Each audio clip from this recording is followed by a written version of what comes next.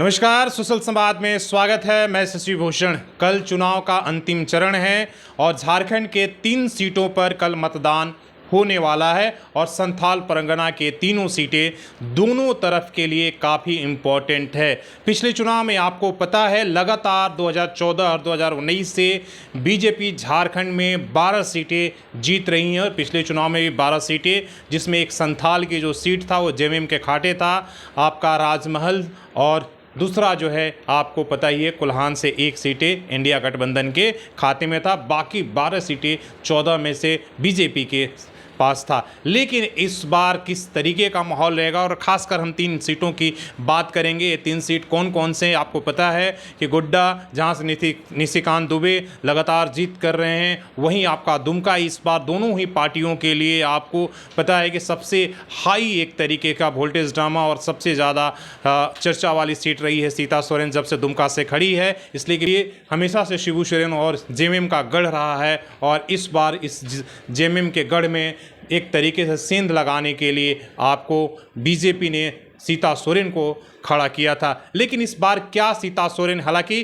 पिछले चुनाव में भी यहां से बीजेपी के खाते में सीट चला गया था, लेकिन अब सीता सोरेन पर और बीजेपी पर है कि जब ने बीजेपी ने सीता सोरेन के ऊपर इतना बड़ा रिस्क लिया, प्रधानमंत्री खुद वहां पर आकर रैली किए हैं, क्या सीता सोरेन ये सीट जेएमएम से जो है छीन पाएंगी, क्या वो उस विरासत को छीन पाएंगी ये नहीं। आपको पता है कि वहाँ कल्पना सोरेन और सीता सोरेन के किस तरीके का जुबानी जंग रहा है कि शिबू सोरेन का आखिर विरासत कौन संभालेगा, इसको लेकर जेएमएम भी हर हालत में इस सीट को अपने खाते में लाना चाहती है। वही आपके राजमहल जो जेएमएम यहाँ से जो उनके जो है एक तरीके से सांसद पहले से जीते हुए हैं, वो उस राजमहल को भी बचाना एक तरीके का बड़ा फैक्टर है। गोड्डा में इस बार प्रदीप यादव जो है वहाँ से निशिकांत दुबे को एक तरीके से चुनौती दे रहे हैं और इस बार मान के चलिए कि वहाँ भी टफ है। ये तीनों सीटें कहीं कि ना कहीं इस पर लड़ाई में है, एक तरफा आप नहीं कर सकते हैं। और खासकर आलमगीर आलम, आपको पता है चुनाव के बीच में कुछ दिन पहले गिरफ्तार हुए हैं भ्रष्टाचार के मामले में। और यहाँ पर कल आपने देखा था कि कांग्रेस के जो अल्पसंख्यक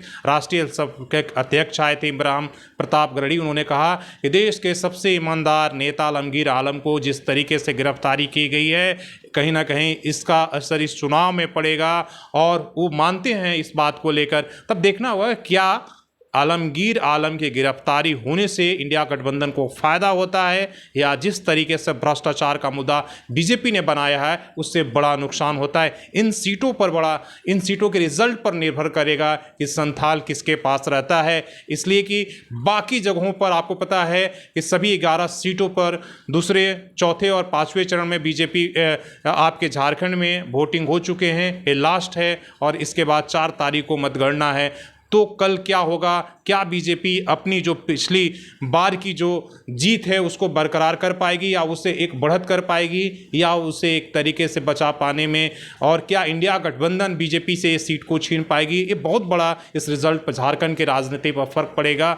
आप मान के चलिए कि इन 3 में से 2 भी अगर इंडिया गठबंधन अपने खाते में कर लेती है या बीजेपी भी अगर 2 को बचा लेती है तो अपनी विरासत को इनको आने वाले चुनाव में इसका फ़ायदा मिलेगा और इससे तय होगा कि जो ये एक तरीके से चुनाव के साथ साथ ईडी का रेड पड़ रहा है और सबसे ज़्यादा संथाल आपको हेमंत सोरेन गिरफ्तार होते हैं, आलमगीर आलम गिरफ्तार होते हैं और कई नेताओं का आपको पता है कि और भी जैसे बादल पत्रलेख भी आपको वहीं से आते हैं, उनको भी नोटिस दिया गया है। तो पता चलेगा कि क्या जो ईडी की इस्तेमाल इन चुनाव में होते रहा है, भ्रष्टाचार का मुद्दा गर्म रहा है, चर्चा पर रहा है, इससे बीजेपी को फ़ायदा होता है या नुकसान, या आम आदमी पर इसका कोई फ़र्क पड़ा है या कि नहीं। आपने देखा कि झारखंड आलमगीर आलम जब गिरफ्तार होते हैं नोटों का पहाड़ मिलता है और प्रधानमंत्री देश भर में जा जाकर इस बात को कहते हैं कि झारखंड में देखिए किस तरीके से नोटों का पहाड़ मिलता है और 4 जून के बाद और भी इन नोटों का पहाड़ गिरफ्तार होगा, लोग पकड़े जाएंगे। तो ये देखना होगा कि इस नोटों के पहाड़ के जो नारे हैं,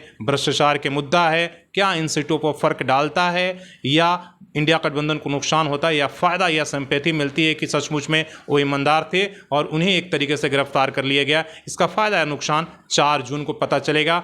कल मतदान होता है, देखना है कि वोटर वहाँ के किन मुद्दों पर वोट देते हैं। इसलिए कि अंतिम देश का अंतिम चरण का 7वें चरण का चुनाव है और कल कई प्रधानमंत्री से लेकर कई वीआईपी सीटों पर मतदान होना है देश भर में, लेकिन हम बात झारखंड की करते हैं। आप हमारे साथ बने रहें, अपनी राय दे दीजिए, कमेंट जरूर करिए, सब्सक्राइब अभी तक नहीं किए हैं तो जरूर करिए। धन्यवाद।